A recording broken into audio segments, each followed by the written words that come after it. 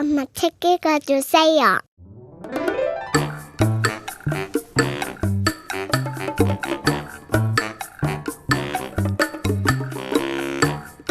알파벳도 모르던 아이가 1년 반 만에 해리포터 소설을 읽을 수 있다면 믿어지시나요?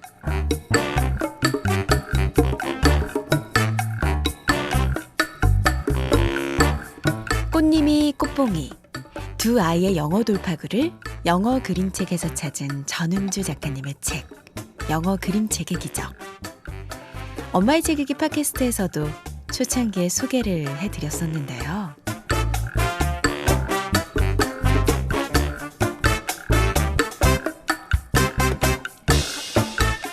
오늘은 직접 스튜디오에 전은주 작가님을 모시고 더 자세하고 생생한 이야기를 들어보려고 합니다.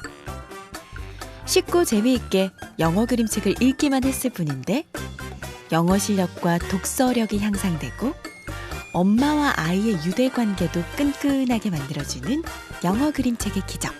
지금부터 함께 만나볼게요.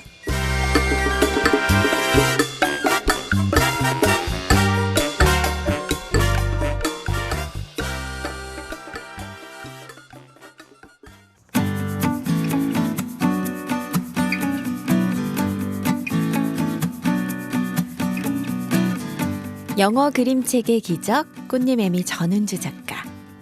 방송작가 14년 차에 둘째를 낳기 위해 과감하게 일을 그만둡니다. 문과형 엄마가 잘할 수 있는 일은 기록이라고 생각해 출산부터 사춘기가 지나기까지 딸 꽃님이와 4살 터울 아들 꽃봉이 이야기를 블로그에 꾸준히 남겼고요. 초간단 생활놀이, 제주도에서 아이들과 한 달 살기, 웰컴 투 그림책 육아라는 3권의 책을 펴냈습니다. 특히 제주도에서 아이들과 한 달 살기는 출간 이후 트렌드로 자리 잡기도 했죠. 전은주 작가는 아이를 키우면서 가장 좋은 점 중에 하나가 바로 그림책의 세계를 알게 된 것이다 라고 이야기하고 있는데요. 처음에는 아이들을 위해서 읽었지만 지금은 엄마인 자신을 위해서 꾸준히 읽고 있다고 합니다. 더군다나 꽃봉이의 영어 돌파구도 영어 그림책이었다라고 이야기하고 있네요. 영어 사교육에 속절없이 휘둘리고 수준 높은 이웃집 엄마표 영어 앞에서 지레 포기하는 엄마들을 위해, 또 영어는 잘 못해도 우리말은 잘하는 아이들을 위한 쉽고 재미있는 영어 그림책. 지금부터 함께 만나볼게요.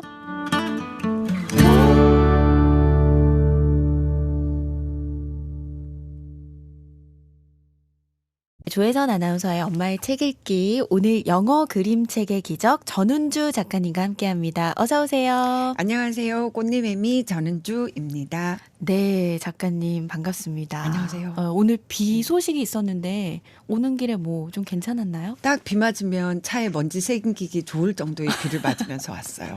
주룩주룩 와야 이제 차가 깨끗해지는데. 네. 그래도 다행히 좀 안전 운전하고 네, 오신 것 같아요. 너무 즐겁게 잘 왔습니다. 네, 제가 아시죠? 저희 팟캐스트 네, 초반에 그럼요. 자, 열심히 잘 듣고 있어요. 네, 영어 그림책의 기적 이 책을 소개를 해드렸었어요. 소개해 주신 거는 제가 안 들었고요. 왜냐하면 여러 분께서 링크를 걸어주셨는데 그냥 들어야지 하면서 늘 듣게 되는 거는 제 얘기는 제가 책에 무슨 얘기를 썼는지 아니까 다른 분들이 무슨 얘기를 했는지 다른 재밌는 얘기들을 늘 듣게 되더라고요. 네. 그래서 얼마 전에도 육아 말고 뭐라도 또 너무 제목부터 가슴 아프게 하는 그 책 잘 들었고요. 네. 예, 열심히 듣고 있습니다. 그래요. 한번 들어보시면 되게 느낌이 다르실 거예요. 이게 그 책을 좋아하는 우리 리포터분이 직접 추천을 해가지고 함께 방송을 한 건데 제 친구가 저보고 네가 쓴 책보다 좋아 그랬어요. 오 마이 갓! 전은주 작가님이 여러 권의 책을 쓰셨단 말이에요. 네. 소개를 좀 해주시죠. 제일 첫 번째 쓴 책은 초간단 생활놀이라는 책이에요. 네. 그러니까 제목이 지금은 초간단 이런 말이 많지만 그 책이 나온 지 벌써 10년이 넘었는데 네. 그때는 간단한 놀이가 별로 없었어요. 맞아요. 엄마들이 문화센터 선생님을 방불케 하는 굉장히 심오한 놀이들을 많이 하던 시절이고 그게 인터넷으로 블로그로 한참 많이 회자가 되던 시절이에요. 그런 것들을 보면서 밤마다 굉장히 후회했었거든요. 우리 딸도 저 집에 태어났으면 얼마나 저렇게 해줘야 되는데. 잘 했을 텐데 천재가 우리 집에서 엄마 잘못 만나서 둔재가 되어가고 있구나.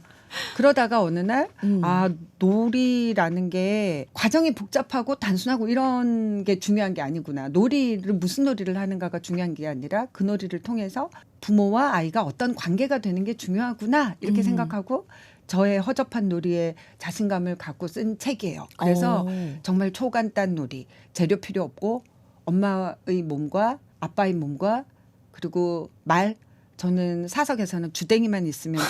이렇게 표현하는데요. 네. 아이와 대화를 통해서 어떤 놀이를 할 수 있는지 쓴 책이 있고요. 네. 다른 책은 짧게 소개할게요. 왜냐하면 이 책은 잘 모르셔서 제가 길게 소개를 했고 두 번째 책은 제주도에서 아이들과 한 달 살기. 아이들과 네. 제주도에서 한 한 달 달 살기. 예. 요게 제주도 한 달 살기를 원조예요.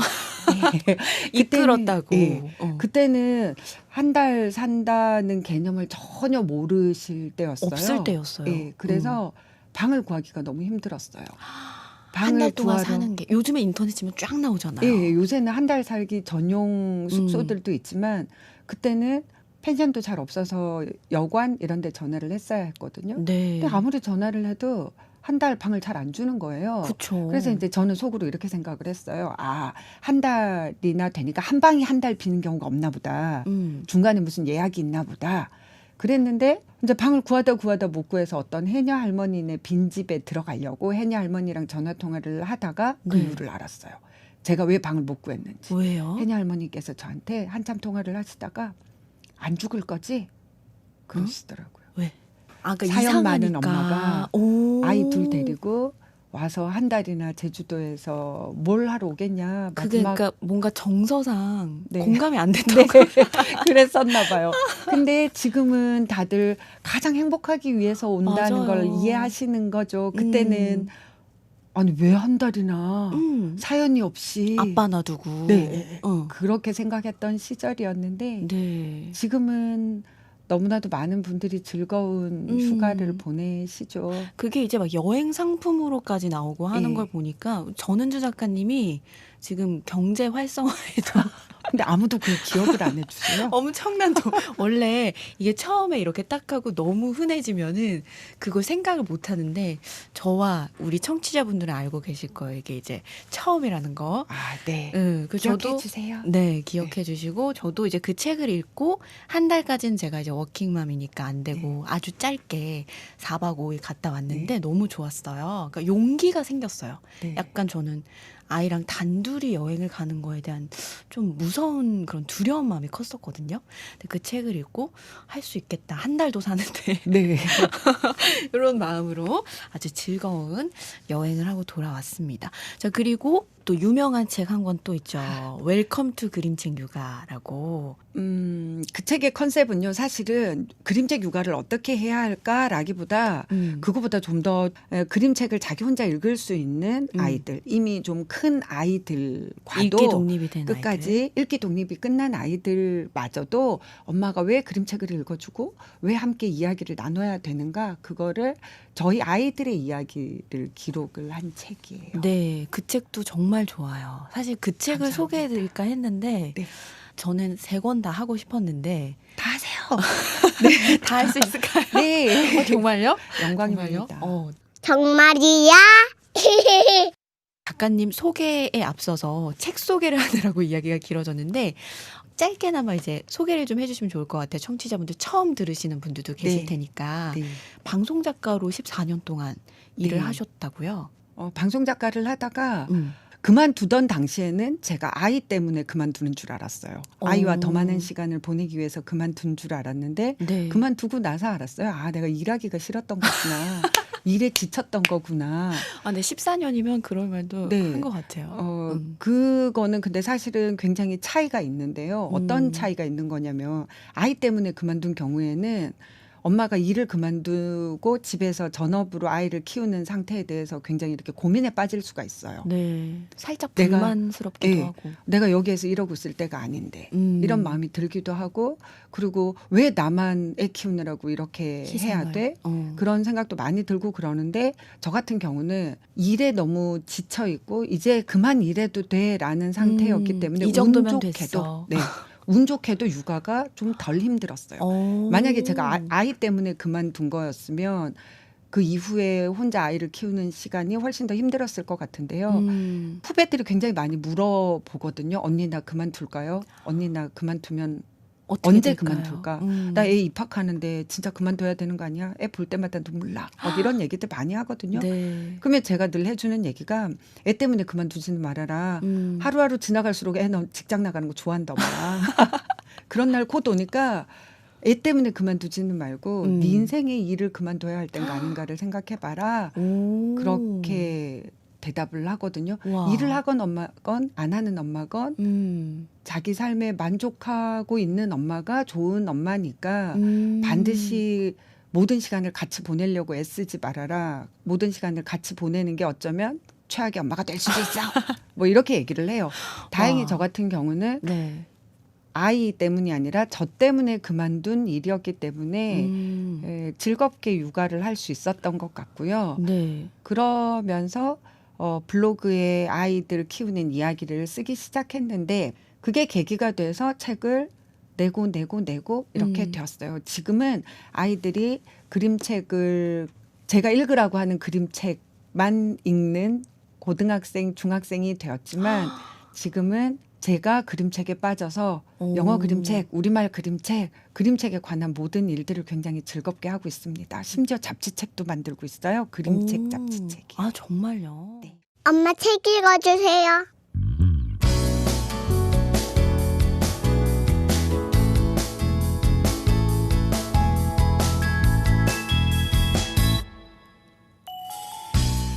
(2002년생) 꽃님이가 어릴 때는 엄마가 실생활 속에서 직접 영어를 사용하면서 아이에게 자연스럽게 영어에 노출시키는 공부법이 유행이었어요.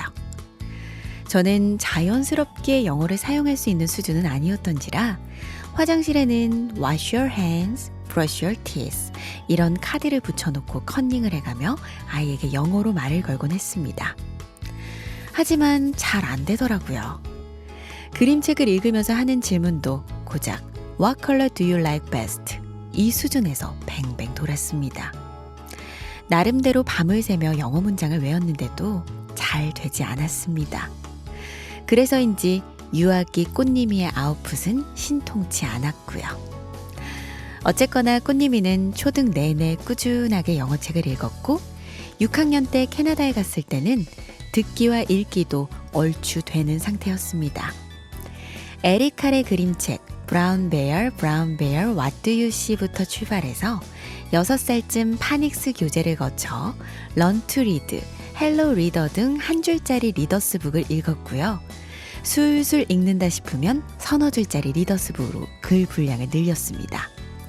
각 단계를 넘어갈 땐 충분히 임계량을 채울 수 있도록 지평선 읽기를 하고 드디어 챕터북으로 넘어갔죠.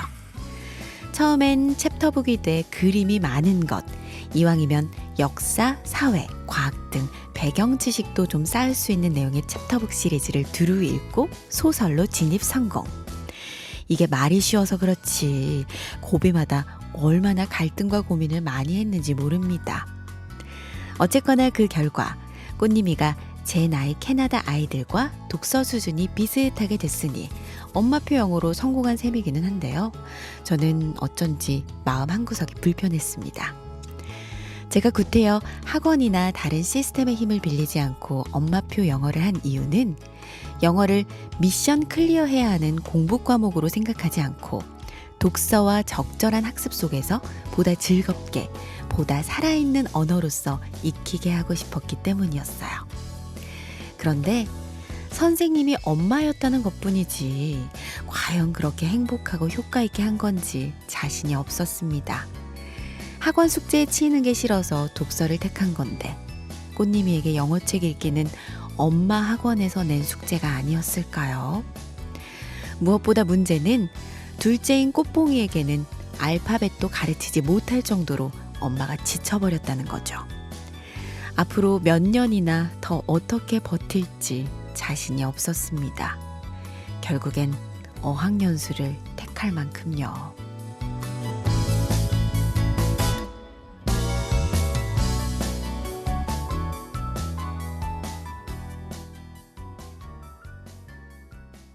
제가 첫째 아이 2002년생 지금 고등학교 2학년인데요. 그 아이를 엄마표 영어, 네, 이른바 하셨더라고요. 말하는 엄마표 영어로 아이를 키웠고 지금 돌아와 생각해 보니 제법 성공을 했던 것 같아요. 왜냐하면 초등학교 입학할 때쯤에 아이가 매직 트리 하우스 뒷이야기 영어로 쓰고 이 정도쯤 됐었거든요. 그럼에도 불구하고 제가 아이에게 영어를 엄마가 가르쳐 주겠다. 어떻게든 나의 영어에 대해서 갖고 있는 서러움을 물려주지 않겠다라는 마음으로 6, 7년 달렸던 것이 제가 번아웃이 됐나 봐요. 너무 열심히 하다 지쳐서 보니까. 예, 둘째 같은 경우에는 정말 제가 아무것도 안 가르치게 되더라고요. 근데 보통 둘째를 그렇게 하게 된다고 하더라고요. 엄마들 첫째 때 네, 뭐 영어뿐만 아니라 너무 열심히 하다 보니까 네. 둘째는 그냥 놔둬도 큰다고 하잖아요. 엄마가 첫째를 엄마표로 키운 경우에 둘째들은 두 가지 양상이 있는데요. 네. 하나는 어깨 너머로 그냥 공짜로 배우고 크는 애들이 있고요. 네. 또 하나는 저희 집애처럼 엄마가 내가 해봤는데 말이지 이렇게 돼서 오히려 더 방치돼서 방치하게 되는. 크거나 이렇게 두 종류인 것 같아요. 저 같은 경우는 정말 첫째 때 열심히 했거든요. 네. 그래서 둘째를 그냥 방치했던 이유 중에 하나는 시작하면 뭐가 있는지 아니까 시작을 못한 것 같아요.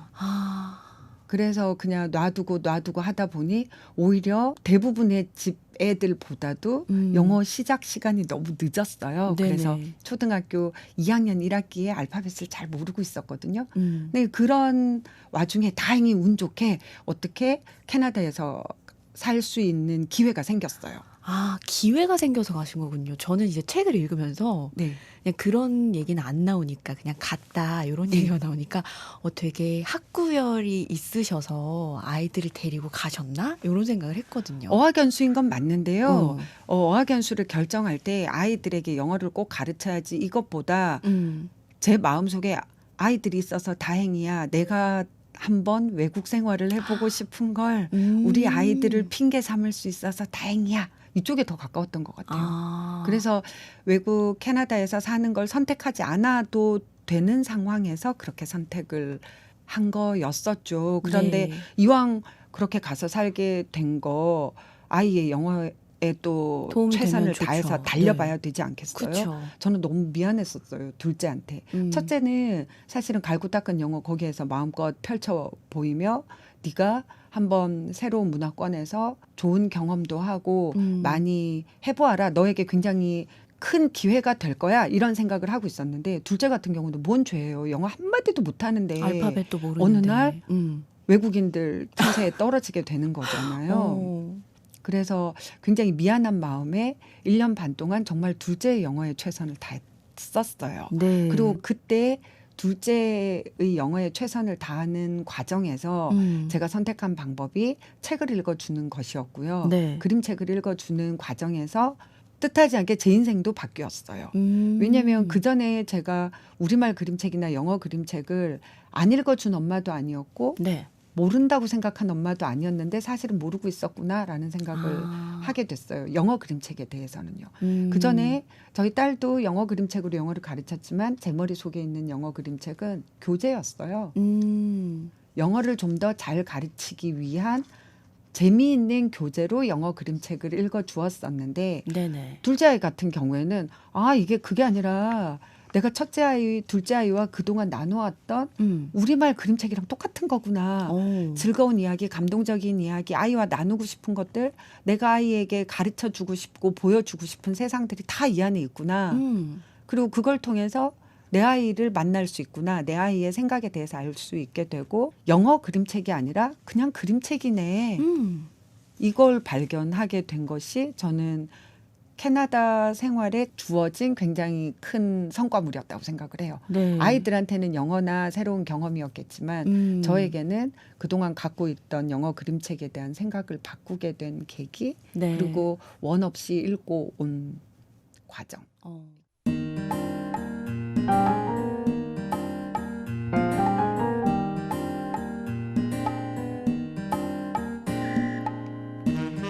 그림책으로 영어를 배우면 장점이 한두 가지가 아니랍니다. 문법을 가르치기 위해 일부러 만든 문장이 아니기 때문에 현지인들이 실생활에서 쓰는 자연스러운 표현을 익힐 수 있고요. 언어뿐만이 아니라 문화와 사고방식까지도 알 수 있습니다. 그림이 함께 있으니 뉘앙스와 뜻도 훨씬 더 정확하게 익히고 교재의 진도에 따라 나간다면 한참 후에나 배우는 어려운 문법 표현들도 자연스럽게 습득합니다.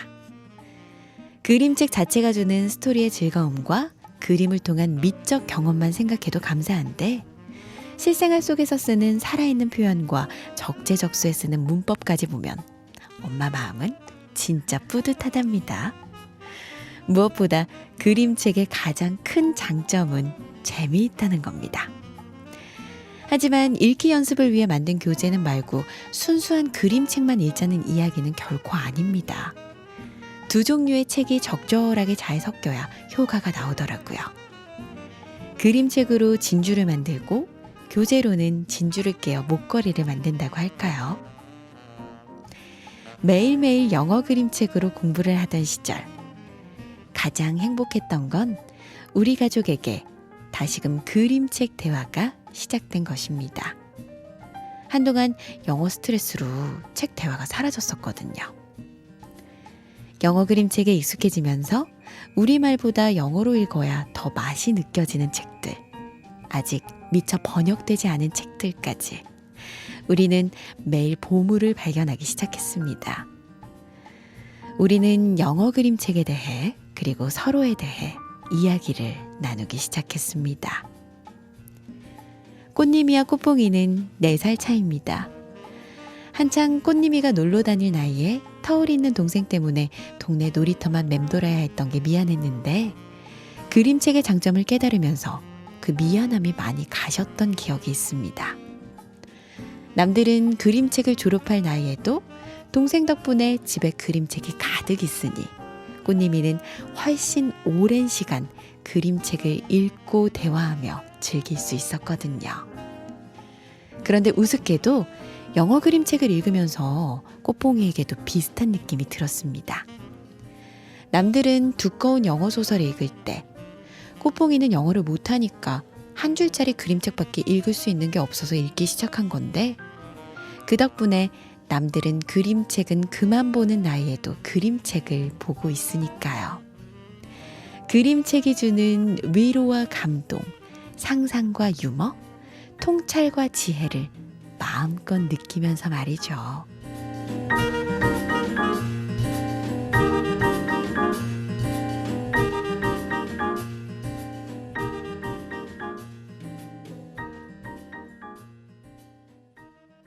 책에서 제가 쓰고 싶었던 얘기는 이거였어요.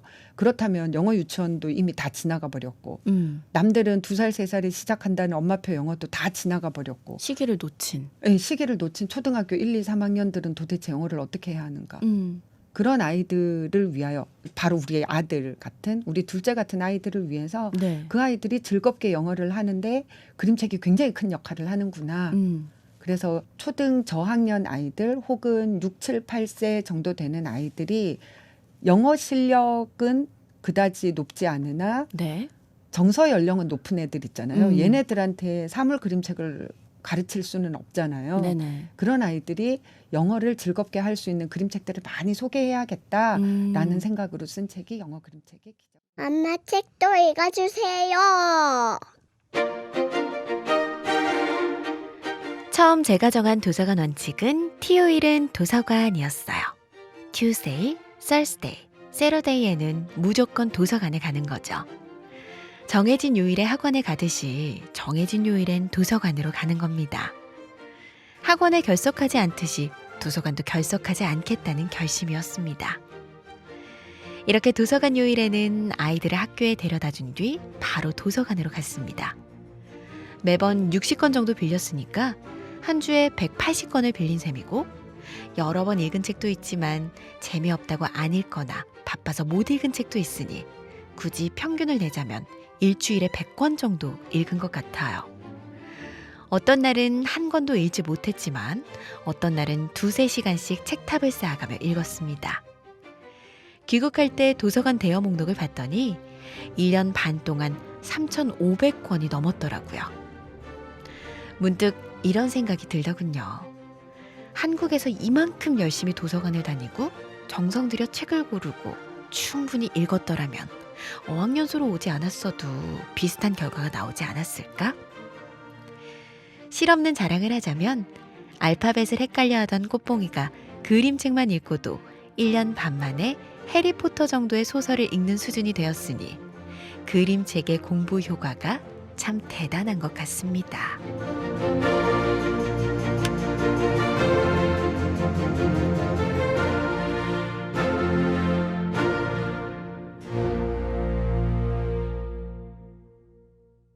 도서관을 가서 1년 반 동안 무려 3,500권? 네. 그 정도의 책을 빌려 오셨고, 그러면 요거를 하루에 몇 시간 정도, 뭐 보통 몇 권 정도 읽었는지 그게 가늠이 되시는 건가요? 어머님들 궁금하실 것 같아요. 3,500권을 제가 어. 어떻게 계산한 거냐면요.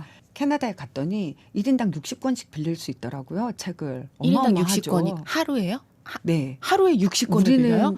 우리는 2권, 3권이잖아요. 그런데 1인당 60권인데 가족이 오. 셋이니까 180권을 빌릴 수 있었어요. 와, 그거 어떻게 가져가요? 이렇게 카트를 끌개로. 끌고 다녔죠, 늘. 근데 그 와. 카트는 저는 한국에서부터 끌고 다녔어요. 네. 근데 180권을 빌릴 수는 없고요. 그쵸, 다못 왜냐하면 읽으니까. 너무 무거워서 빌릴 수가 음. 없어요. 한 번 빌리면 한 100권에서 120권 정도 빌렸는데 네. 나중에 귀국할 때 1년 반 동안 얼마나 빌렸었나 히스토리를 봤더니 4,300권을 빌렸더라고요. 근데 책 빌린다고 다 읽는 거 아니니까 그렇죠. 1,000권 빼고.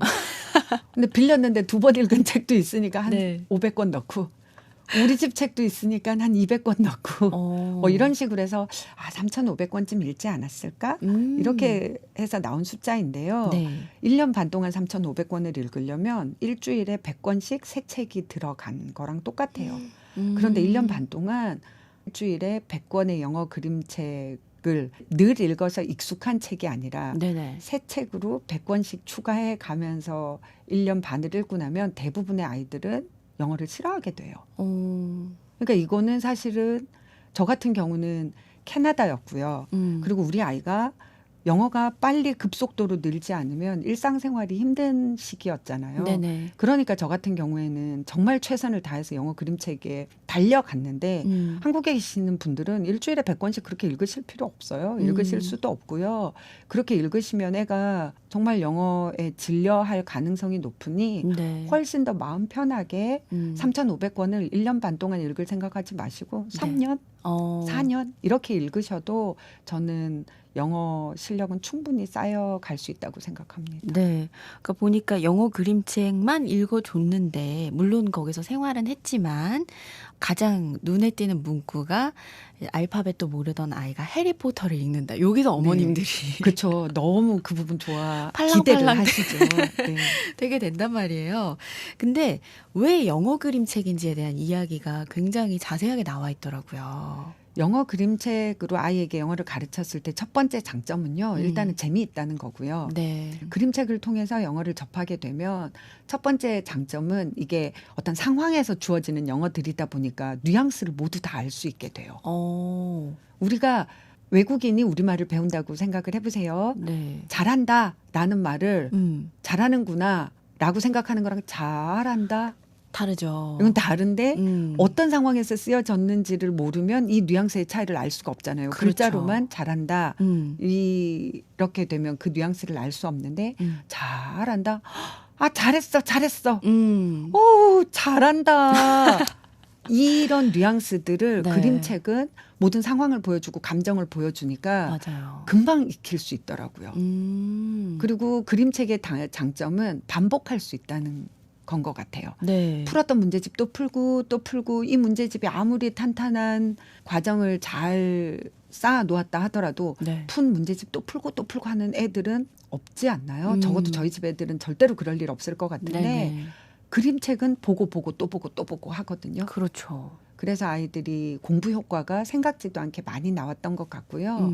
그리고 그림책을 통해서 또 좋은 점은 뉘앙스를 알게 된다는 거랑 비슷한 뜻인데 문화에 대해서 알게 되는 것 같아요. 네. 여기에도 나오더라고요. 그 캐나다 조크데이. 캐나다에 갔더니 음. 무슨 데이가 너무 많은 거예요. 음. 조크데이는 그냥 애들이 앞에 나와가지고 웃긴 얘기 한마디씩 하는 날이에요. 네. 근데 우리나라에서는 상상할 수가 없잖아요. 그렇죠. 그 농담은 음. 생활 속에서 문득 나오는 것이지 무슨 개그맨 선발 대회처럼 앞에 나가서 장기자랑 하듯이 그럼 지금부터 웃긴 얘기를 하나 해보겠습니다. 그런데 실제로 하더라고요. 오. 그것도 너무 놀라웠고 음. 그런 여러 가지 데이 중에 제가 지금 생각나는 건 핑크데이가 있었어요. 핑크데이요? 핑크데이는 남자아이가 핑크색 옷을 입고 가서 친구들에게 놀림받고 곤란에 처했던 아이가 있었대요. 그 아이의 일을 계기로 핑크가 여자 색깔이 아니야. 누구든지 입을 수 있는 색깔이고 어떤 옷을 좋아하고 어떤 색깔 옷을 입었는가를 가지고 친구를 놀리면 안 돼. 그래서 모두가 다 핑크를 입는 옷. 이건 캐나다 전국에서 이거 하는 날이고요. 네네. 코지데이 이런 날은 코지 편안한 이런 거잖아요. 잠옷 입고 학교 가는 날이에요. 아. 크레이지 헤어 데이, 프리크 헤어 데이 이런 경우는 머리 모양을 굉장히 우스꽝스럽게 하고 가는 날이죠. 온 머리에 왁스와 무스로 정말 삐죽삐죽한 그런 모양을 만들어서 가기도 하고 네네.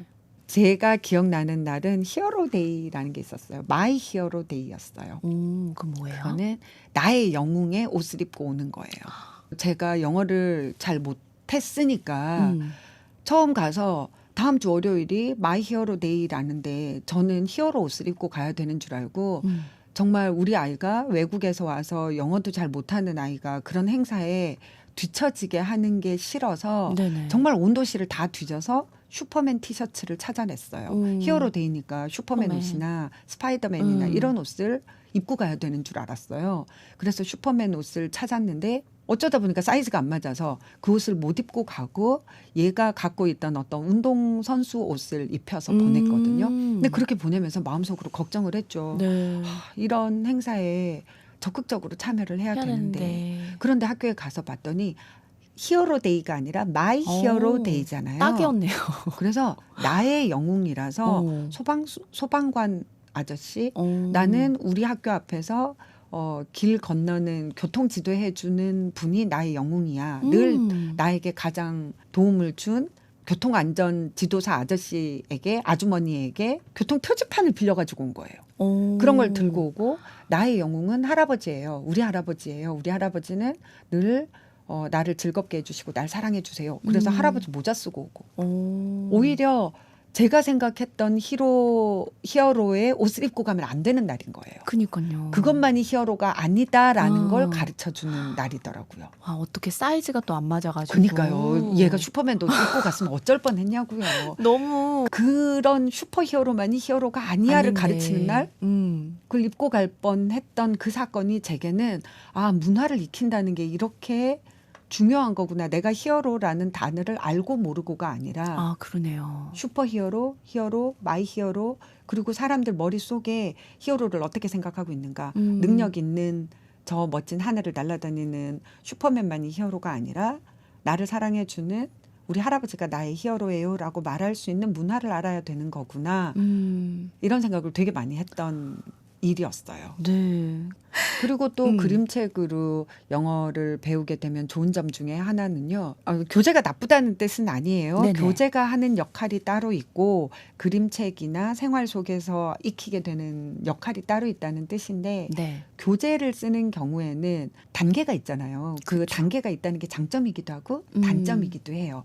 왜냐하면 단계가 낮은 단계에서 너무 어려운 단어를 쓰거나 어려운 표현을 쓰지는 않잖아요. 네. 그러면 아이가 안전하게 영어를 늘려나갈 수는 있지만 이 아이가 가장 자기 마음을 표현하고 자기 상태를 표현하는데 더 적합한 표현을 놓칠 수도 있는 거예요. 근데 그림책 같은 경우에는 레벨이 없기 때문에 오히려 어려운 문법, 어려운 단어도 툭툭 튀어나오거든요. 네네. 그러면서 아이의 영어가 어떤 경우에는 정말 서너 단계가 점프하고 네. 그런 일들이 종종 생기는 것 같아요. 말은 어쩌다가라고 했지만 사실은 거의 모든 책에서 한 번씩은 그런 표현들을 익히고 넘어가는 것 같아요. 네. 그러니까 뭔가 예측하는 그 아이의 그레이드라고 해야 되나? 네. 그걸 뛰어넘는 네. 상황들이 네. 많이 노출이 되고 자연스럽게 된다는 거잖아요.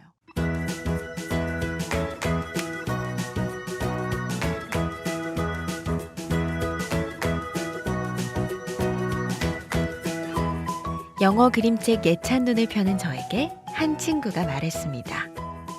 나는 학원 안 보내고 그림책 읽어주면 돈이 절약될 줄 알았거든. 그런데 뭐 책값이나 학원비나.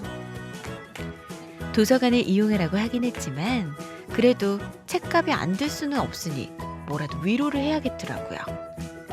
둘째부터는 안 들어. 첫째 본 책 둘째가 보니까 야, 넌 셋째도 있으니까 본전 뽑고도 남겠네.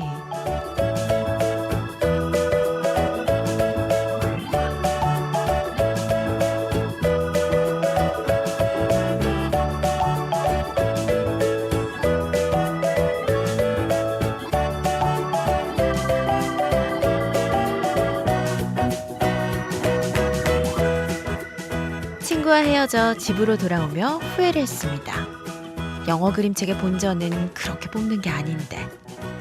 남들은 그림책 따위 애들이나 보는 거라고 책장에서 빼버릴 때도 영어 공부한다는 좋은 핑계로 오래도록 아름답고 작품성 높은 그림책을 볼 수 있다는 그 자체가 남는 장사라는 걸 말해줬어야 하는 건데 말이죠. 영어 그림책 읽기의 진짜 본전은 엄마와 아이 사이에 남는 추억이거든요. 영어 그림책 읽기의 진짜 결과는 엄마와 아이의 좋은 관계이고 영어 실력은 덤이라는 걸 말해줬어야 하는데요. 친구야, 지금 이 책 보고 있지?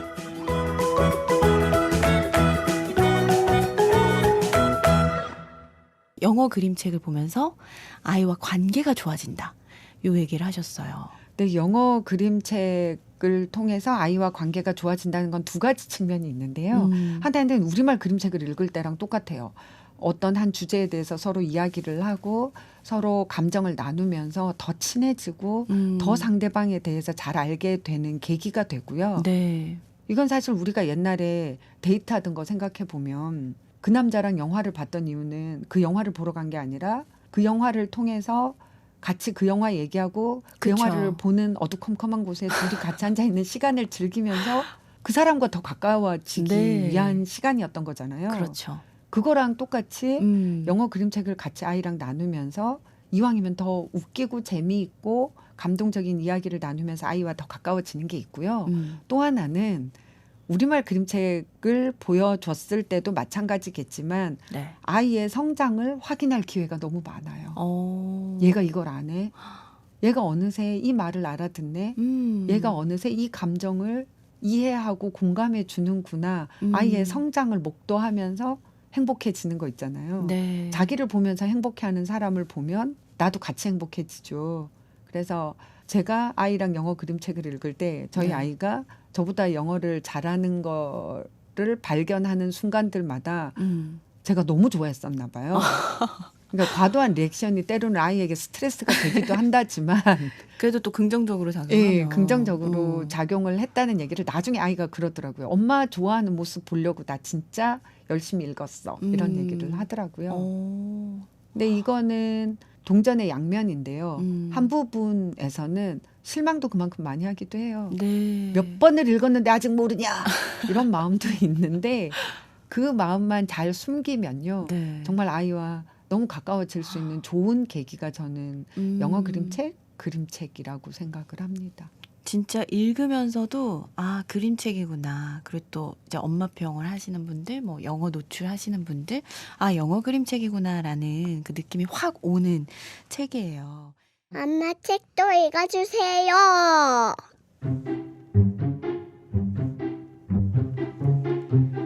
캐나다에 도착한 다음 날 책 빌리러 도서관에 가자니까 꽃봉이가 그러더라고요. 난 영어 모르는데 어떻게 책을 봐? 네가 영어를 왜 몰라? 너 알파벳 알잖아. 그날 도서관에 가서 알파벳 책만 10권을 빌렸습니다. 알파벳 책은 A와 사과를 같이 그려놓고 A is for apple 이런 식으로 알파벳이 어떤 단어에 쓰이는 글자인지 알려주는 책입니다. 꽃봉이에게 책을 보여주고 싶었습니다. 알파벳 글자 카드 말고 따라쓰기 워크북 말고 정말 책을요. 팔이 아프도록 알파벳을 써야 하는 이 순간은 괴롭지만 알파벳을 알면 이렇게 재밌는 책을 읽을 수 있다는 거. 또 영어를 알면 더 재밌는 책도 더 많이 읽을 수 있다는 거. 영어를 왜 배우는지 이유를 알려주고 싶었습니다. 독창성은 남들이 한 번도 한 적이 없는 이야기를 하는 것이 아니라 똑같은 이야기라도 얼마나 남들과 다르게 표현하는가를 말합니다. 알파벳 책은 알파벳을 배우는 아이들뿐만 아니라 어른 독자도 알파벳이라는 똑같은 주제를 작가마다 어떻게 다르게 풀어냈는지 작가들의 독창성을 한껏 감탄하며 즐길 수가 있거든요. 이런 알파벳도 그림책 읽으면서 충분히 네. 뗄 수 있다는 거잖아요. 꽃봉이도 그런데 실제로 그림책을 통해서 알파벳을 익히게 하기에는 사실은 네. 갈 길이 너무 멀고요. 어. 차라리 알파벳을 공부를 시키고 음. 네가 왜 이 알파벳을 배워야 되는가를 이 알파벳을 알므로 해서 네가 너에게 얼마나 재미있는 책들이 많이 주어지고 이 세상 속에 얼마나 글자로 네가 더 알게 되고 즐길 수 있는 것들이 많은가를 체험해 주는 샘플 버전으로 그림책을 보여주는 게 네. 저는 더 맞다고 생각을 해요. 음. 네, 들으시는 분들이 도대체 그 생활 속에서 알파벳 사진을 찍는다는 게 무슨 뜻일까 생각하실 수도 있을 것 같은데요. 네네. 아이가 놀이터에서 만약에 논다 이럴 때 핸드폰을 주고 생활 속에서 길에서 발견한 알파벳을 찍어 와라 이렇게 숙제를 내시는 거예요. 네. 그러면 실제로 영어 알파벳을 발견하는 경우도 있겠지만 어떤 단추가 길에 떨어져 있어요. 그럼 그 단추를 찍으면 이게 O가 되는 거고 네. 한 부분 의자 다리에서 A를 찾아낼 수도 있고 맞아요. 이렇게. 이런 것들을 사진을 찍어 오면서 아이가 그 글자의 형태를 자기 머릿속에서 추상화하는 과정을 거칠 수 있다 이런 건데요. 네네. 그런 종류의 그림책들이 ABC 그림책이 영어 그림책에서는 도서관의 한 책장의 한 파트를 차지할 정도로 ABC 그림책이 많더라고요. 네. 근데 그 과정을 통해서 저희 아이도 그렇고 저도 그렇고 놀랐던 게 글자가 이렇게 세상을 구성하고 있구나. 단순히 책 속에서만 있는 게 아니라 생활 속에 숨어 있는 것이고 숨 쉬듯이 만날 수 있는 것이구나. 글자를 익혀야겠구나. 이렇게 작용한 면이 더 큰 것 같아요. 네. 그래서 글자 공부를 좀 더 열심히 하게 한 계기가 된 것. 네. 그리고 진짜 궁금했던 게 꽃봉이가 네. 무방비 상태로 어떻게 보면은 던져진 거잖아요. 네. 그 영어 환경에. 네. 그런 상태에서 영어 그림책을 읽어주셨는데 보통은 그러면은 아이들이 거부를 한다거나 읽어주기 쉽지 않은 상황들이 올 것 같거든요. 그런데 꽃봉이는 그런 일들이 없었는지 되게 궁금해요. 저희 아이가 초등학교 2학년 여름방학 때 캐나다를 갔어요. 네. 근데 그때만 해도 알파벳을 잘 몰랐기 때문에 영어 그림책을 읽어주면 얼마나 답답하겠어요. 그니까요. 자기도 이미 나름대로 알 거 다 아는 앤데 영어만 모르는데 영어로 된 책을 읽어야 되니까. 그런데 얘도 외국이니까 내가 어쨌든 이 언어를 빨리 익혀야겠다는 생각이 있으니까 네. 읽어줄 때 한국에서보다는 군말 없이 듣고 있었어요. 그러면 그런 생각을 하실 분들도 계실 거잖아요. 아이에게 성취 동기, 영어 학습 동기를 불러일으키기 위해서 외국을 가야만 하는 것인가? 아니요. 초등학교 2학년쯤 되면 자기가 영어 공부를 왜 해야 되는지 이미 다 알고 있어요. 학교에서 내년 되면 영어 수업이 시작된다는 것도 애들이 알고 있고 네. 그런 교과 과정을 모르더라도 옆집 애가 영어 한다는 거 알거든요. 나만 모르고 있다는 걸 알기 때문에 5, 6세에 우리말이 한참 발전한 시기에 엄마 우리말 책 읽어줘 하는 것과는 느낌이 좀 다르게 읽어줄 수 있어요. 초등학교에 아예 들어가면. 아이가 아는 거죠. 이게 순전히 나의 100% 즐거움만을 위한 것이 아니라 내가 어떻게든 이걸 알아야 되는구나. 거라는 거. 고민의 답이 달리 가야 되는 것 같아요. 그래서 초등 저학년인 경우에는 지금은 네가 좀 어렵지만 금방 익힐 수 있게 될 거야 라고 비전을 제시해 주는 게 낫고요. 네. 미취학 아동이 우리말 실력과 영어 실력의 차이가 생겨서 영어책을 거부하는 경우 이런 경우에는 재미있는 영어책을 갖다 주는 수밖에 없죠. 네. 근데 이 재미있는 내용상의 재미라기보다 다행히 영어 그림책들 중에는 장난감 역할을 하는 책들이 굉장히 많아요. 네. 여기 제가 Before and After라는 책이 있는데요. 네, 이 Before and 장 줄리안 After는 그림. 굉장히 두꺼운 책이지만 나오는 단어는 before와 after밖에 없어요. 네. 그런데 그림을 잠깐 설명을 하자면 첫 페이지에 before 이래서 엄마 아빠가 마주보고 있는데 엄마 배도 불러 있고 아빠 배도 불러 있어요. 네. 그리고 애프터가 되면 엄마 배는 꺼졌어요. 음. 그리고 아기를 안고 있어요. 아기가 태어난 그런데 거죠. 엄마 뱃속에서. 뚱뚱했던 아빠는 여전히 배가 나와 있어요.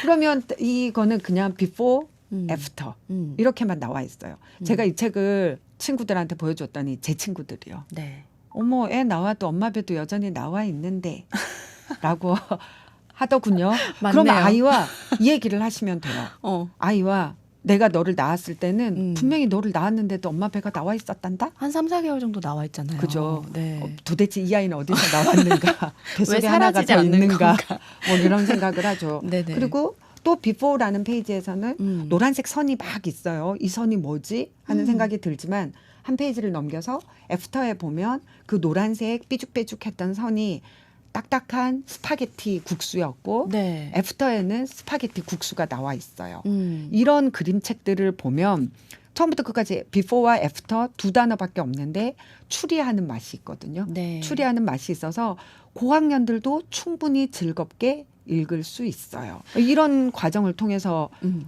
before, after 뜻이 머릿속에 확 들어가고 이런 책들을 골라야 되는 거죠. 여기에도 보니까 그 더러운 이야기 뭐 네. 이렇게 똥, 방구 이런 네, 걸로 네. 관심을 끌어서 읽어줄 네. 수 있는 추천책들이 있더라고요. 똥방구는 뭐 우리말 책이건 영어 그림책이건 3세부터 9세 정도까지는 어지간하면 다 통하는, 통과되는 네. 책이잖아요. 맞아요. 그런 책들 많이 찾아서 아이에게 미취학 아동이 엄마 나 우리말 책을 읽고 싶어요 할 때는 못 알아듣는 게 싫다는 소리거든요. 영어를 못 알아듣는 얘기를 하는 게 싫어요. 다 알아들을 수 있는 우리말 책을 읽어주세요인 경우가 많기 때문에 네. 알아들을 수 있는 영어 책을 주면 좋은 경우가 많은 것 같아요. 특히나 영어 그림책들 중에는 토이북이 굉장히 많아서요. 네네. 책 그 자체가 장난감이 되는 경우. 책을 펼쳤더니 그 안에 인형이 들어있고 맞아요. 그런 거 진짜 좋아하더라고요. 네. 그리고 요새는 그런 책도 있더라고요. 그림책인데 열었더니 계란 후라이가 들어있어서 책으로부터 이렇게 떼낼 수 있는 거예요. 후라이도 떼내고 야채도 떼어내고 다 떼어내서 햄버거를 만든다든지 그런 책들을 통해서 아이에게 아 영어 책을 읽는다는 게 별거 아니구나. 나도 영어 책 잘 읽을 수 있네. 재밌는 책 없어요?